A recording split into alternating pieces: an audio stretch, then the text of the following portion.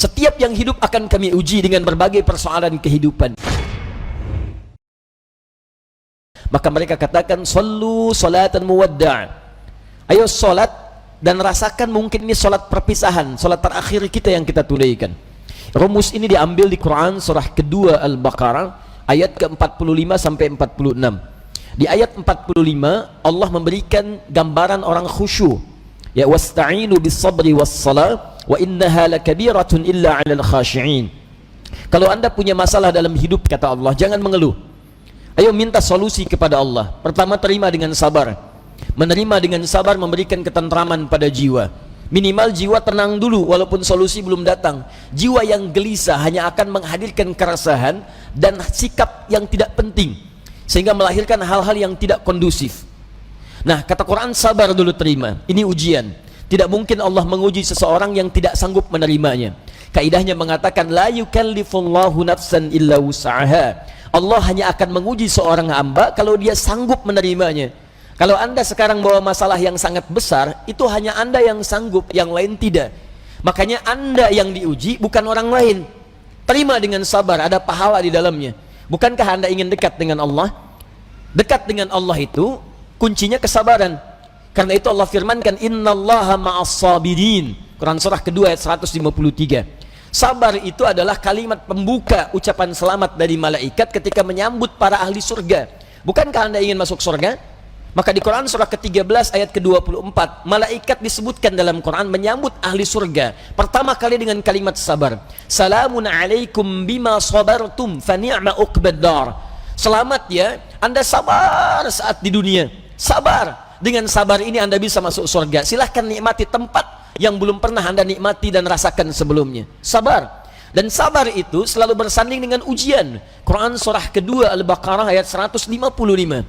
Ya, walanabluwannakum bisyai'in minal khauf wal ju' wa naqsin minal amwal wal anfus wath thamarat wa basyiris sabirin. Setiap yang hidup akan kami uji dengan berbagai persoalan kehidupan, bukan untuk membebani, kata Allah, tapi meningkatkan kualitas kehidupan. Sebab seorang yang tidak diuji tidak akan ketahuan peningkatan kualitas hidupnya. Anak SD yang tidak ujian sulit bagaimana mengukur kapasitas ilmunya untuk layak masuk SMP. Anak SMP yang tidak ikut ujian sulit diukur apakah kualitas keilmuannya bisa enggak masuk dia ke SMA. Demikian dalam hidup, ketika kita diuji, hakikatnya Allah ingin meningkatkan kualitas kehidupan, bukan ingin membebani hidup kita menjadi banyak dengan persoalan. Ada yang gelisah, kata Quran. Ada yang kemudian berkurang harta benda. Ada yang makanannya kemudian belum didapati. Ada yang sakit sampai dengan wafat. Ada yang proyeknya mungkin diambil oleh orang lain. Tapi kata Allah, berbahagialah ketika Anda diuji dengan itu semua. Hal yang Anda lakukan pertama kali adalah sabar. Wa basyiris sabirin, sabar. Tapi yang paling menarik, sabar itu tidak mudah. Tapi ada yang lebih susah dibandingkan dengan sabar, yaitu khusyuk. Khusyuk. Karena itu ketika Allah menyandingkan sabar dengan khusyuk, wasta'inu bis-sabri was-salah. Jika Anda punya masalah, terima dulu dengan sabar, minta tolong lewat salat. Tapi salat tidak mudah, illa 'alal khashi'in, kecuali bagi orang khusyuk. Khusyuk lebih sulit dibandingkan dengan sabar. Ketika Allah sandingkan antara sabar dengan khusyuk dalam salat, maka kata gantinya hanya menunjuk kepada salat. Wa innaha, bukan wa innahu. Ha, dhamirnya muannats. Salat ujungnya tak marbutah, menunjuk pada muannats. Maka kata Allah, menunaikan salat dengan khusyuk itu lebih sulit dibandingkan sabar, sekedar sabar menerima ujian. Kenapa? Dalam sabar kita masih bisa mengingat sesuatu yang ingin kita ingat. Dalam salat yang tidak ingin Anda ingat bisa diingat. Silahkan cek Abu Dawud nomor hadis 857. Ketika Anda bertakbir mengucapkan Allahu Akbar, disitulah kata Nabi, setan akan membisikkan pada jiwa Anda, uzkur kada, uzkur kada. Ibu kalau belum takbir, Bu, biasa aja. Tapi begitu ibu mengucapkan Allahu Akbar, kata Nabi, setan di situ mulai bekerja. Ingat ini ya, ingat itu ya. Gak percaya silahkan nanti zuhur, Bu. Begitu ibu takbir, handphone, ingat WhatsApp belum dibalas, miss call belum dijawab, entah itu khairayara atau miss call syarayara. Mesti ingat tuh. Bahkan kata-kata saya ini ibu akan ingat tuh. Begitu ibu takbir, mulai bekerja. Ingat ya, kata Ustaz Adi, setan akan bisikin tuh. Itu setan, Bu, bukan saya. Muncul dia. Ya hatta la yash'ural musalli kam rak'atan yusalli. Sampai-sampai orang salat, kata Nabi nih, kalau Nabi bicara pasti akan terbukti. Sampai-sampai orang salat ada yang tidak sadar berapa rakaat sedang menunaikan salatnya. Oh. Muncul. Nah, kalau Anda ingin khusyuk bagaimana caranya? Ayat 46-nya mengatakan, ini poin kita. Alladzina yadhunnuna annahum mulaqu rabbihim wa annahum ilaihi raji'un.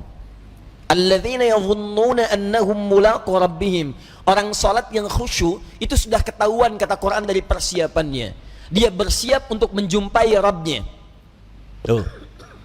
Dia sudah punya persiapan menjumpai Rabbnya, Allah yang merawat dia, mengampuni dosanya, menyembuhkan dia saat sakit, memberikan kecukupannya, memaafkan salahnya, mengampuni dosanya, memberikan segala yang dibutuhkan. Maaf, pimpinan perusahaan saja hanya memberikan pada Anda bekal kehidupan dari gaji atas pekerjaan yang Anda lakukan. Anda sekarang diundang sama pimpinan jam 9 misalnya datang. Bukankah persiapannya luar biasa?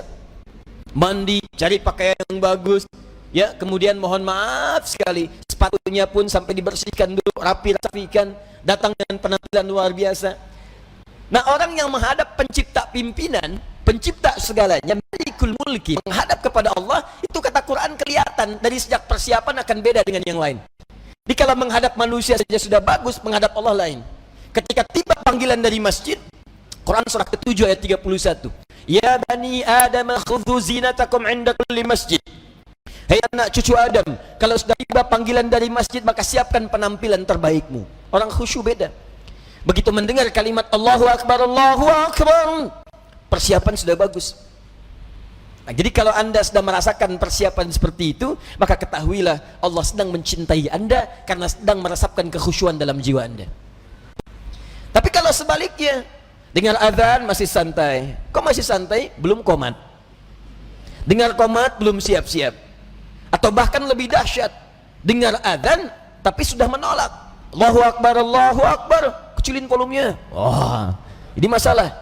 Dan kita doakan supaya mendapatkan pencerahan lebih baik, bukan dicela karena mungkin belum siap menerima nilai kebaikan, sehingga doa kita bisa memudahkan itu untuk didapatkan.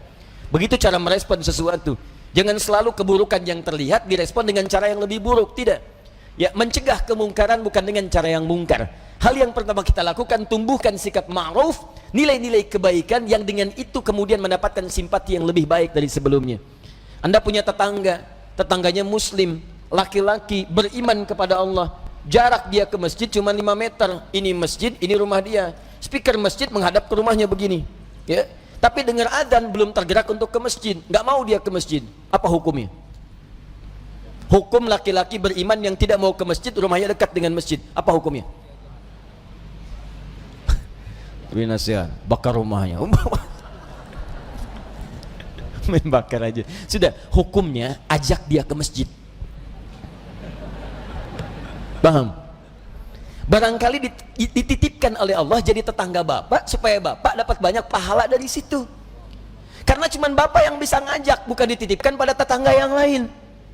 Kenapa nggak Anda ajak? Tetangga masa gitu? Ya, ajak dia. Ya, ajak, doakan di malam hari, ajak di pagi harinya, ayo ke masjid, ayo ke masjid. Begitu dia ke masjid karena ajakan Anda, maka setiap dia masuk masjid dan ibadah di masjid, Anda mendapatkan bagian dari pahalanya. 2 lafaz hadisnya. Di hadis Muslim hadis 1402, man sanna fil islami sunnatan hasanatan falahu ajruha mithla ajri fa'iliha min ghairi an yankusa min ajriha syai'.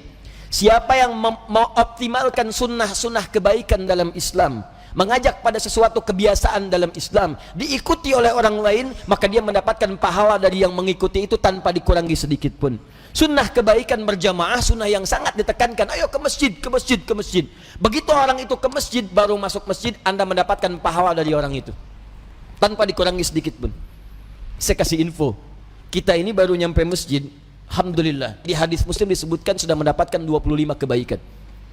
25 itu 1 ke 2 jaraknya 500 tahun, 2 ke 3 500 tahun, 3 ke 4 500 tahun, sampai ke 25-nya baru masuk. Nah, orang yang bisa mengajak orang lain ke masjid, begitu orang itu masuk, dia mendapatkan otomatis transfer pahala sama persis 25 tanpa dikurangi sedikit pun.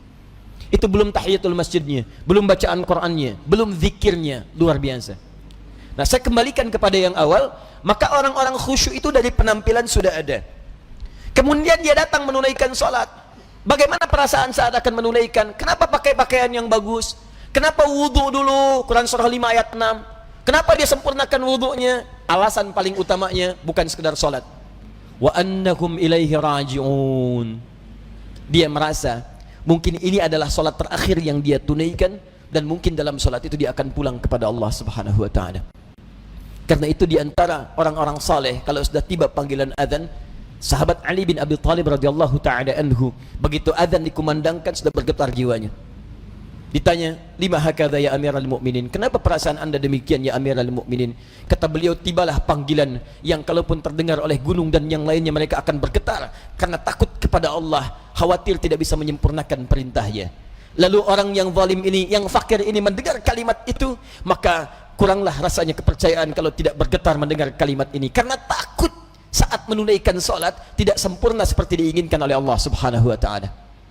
Abu Bakar ketika mengucapkan takbir Allahu Akbar bergetar tangannya karena khawatir dalam sholatnya tidak sempurna seperti Allah menginginkannya.